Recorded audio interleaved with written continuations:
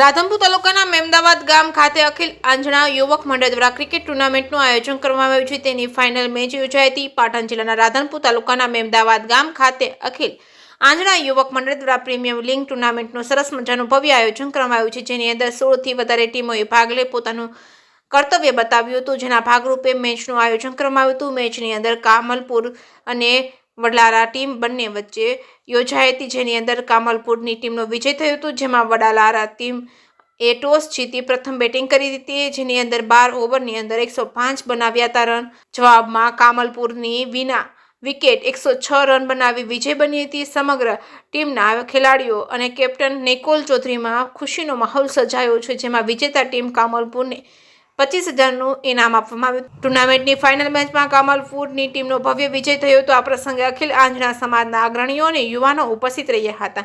આ પ્રસંગે મેચનું કોમેન્ટ્રી સરસ મજાની કરનાર રહીમભાઈ પરમાર દ્વારા કરવામાં આવી હતી. 16 ટીમની અંદર 50 ગામના યુવાનોએ ભાગ લીધો હતો. વલાલા અને કામનપુર વચ્ચે ફાઇનલ મેચ યોજાઈ હતી, જેમાં કામનપુર જે કે સિંહ ગુજરાતી સાથે મનુ ઠક્કર રાધનપુર